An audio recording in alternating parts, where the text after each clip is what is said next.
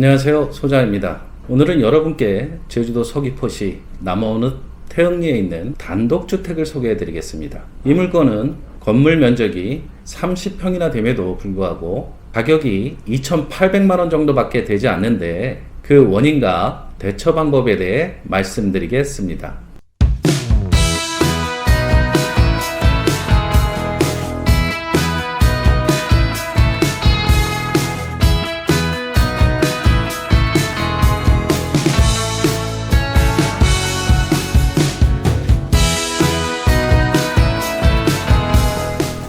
우선 오늘 소개해드릴 물건의 위치를 살펴보도록 하겠습니다. 우리 물건은 서귀포시 남어읍 태흥리에 위치하고 있는데 바로 이 지점입니다. 보시면 여기가 제주공항이고요. 한라산을 끼고 제주국제공항과는 정반대에 우리 물건이 위치하고 있습니다. 제주공항에서 우리 물건이 있는 목적지까지는 이렇게 섬을 관통해서 가게 되는데 차량으로 갈 때 약 1시간 13분 정도 시간이 걸립니다.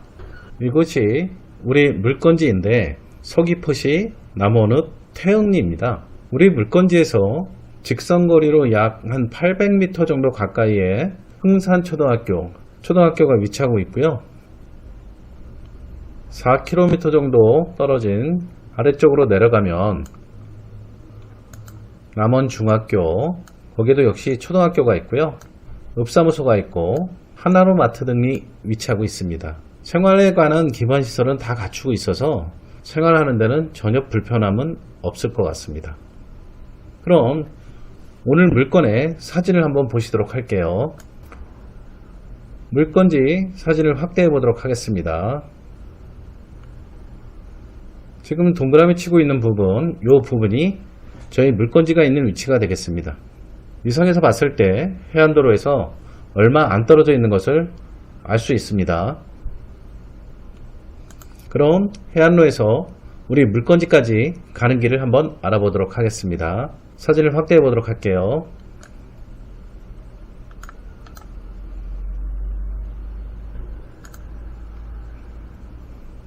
자, 출발해 보도록 하겠습니다.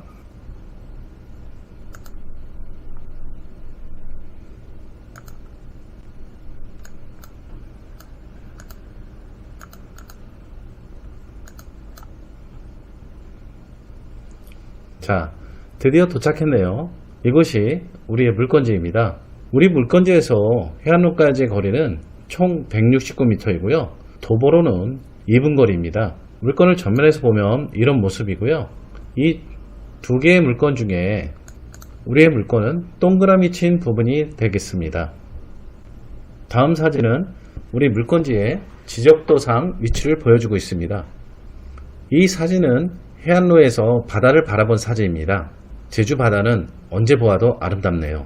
이 물건은 건평이 30평인 물건으로 현재 가격은 2,875만 7천원입니다. 제주도에서 이렇게 저렴한 물건이 나오긴 정말 쉽지 않은데 이 물건의 가격이 이렇게 저렴한 데는 이유가 있습니다. 그 이유를 살펴보고 과연 이 물건을 낙찰받아도 되는지, 받는다면 어느 정도 가격에 받아야 되는지 알아보도록 하겠습니다. 입찰하기 전 꼭 알아야 될 중요한 사항이니까 끝까지 시청해 주시기 바랍니다. 그럼 이 물건의 기본 내역을 보면서 설명을 드리도록 하겠습니다. 물건의 기본 내역을 보시면 제주 서귀포시 남어읍 태흥리 33-1번지에 위치하고 있고요.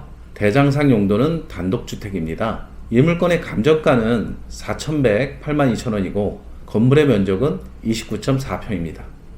그런데 보시면 특이한 게 이 물건은 토지 매각 죄라고 되어 있습니다. 이런 단독주택의 경우 집합건물과 달리 토지와 건물의 소유주가 다를 수가 있는데요. 토지는 경매에서 제외되고 건물만 진행이 된다는 말이죠. 그럼 우리 입찰자들은 어떻게 대응을 해야 할까요? 이런 물건은 경우에 따라 입찰에 참여해도 되는 경우와 하지 말아야 될 경우, 아니 입찰을 했다가 큰 낭패를 볼 수가 있는 경우가 있는데 이 물건의 경우 어떤 케이스인지 알아보도록 하겠습니다. 기일 내역을 보시면 이 물건은 신권에서 유찰되고 2월 20일 2,875만 7천원에 입찰 예정인데 입찰을 해도 괜찮은지 알아보도록 하겠습니다. 권리 분석을 위해 이 건물의 등기부 등본을 보도록 할게요. 등기부 등본을 보시면 제주 강귤 농협의 가압류가 말소 기준 권리이고 등기상에 인수되는 권리는 없는 것으로 나와 있습니다. 그럼 등기상의 권리 분석만으로 우리가 입찰을 할 수 있나요? 아니죠. 여러분들이 경매에 대해서 좀 아시는 분이라면 토지와 건물이 따로 매각될 때 법정지상권의 성립 여부에 따라 입찰자의 낙찰 후 주의가 크게 변한다는 것은 알고 계실 텐데요. 과연 이렇게 토지와 건물이 따로 매각 제외되고 경매가 진행될 때 어떻게 대처해야 되는지 알아보도록 하겠습니다. 첫 번째로 토지와 건물이 동일인의 소유였다. 추후 소유자가 달라지는 경우가 있는데요. 우선 법정지상권의 성립 여부를 파악하셔야 되고요. 두 번째로는 관습법상 법정지상권의 성립 여부를 파악하셔야 됩니다.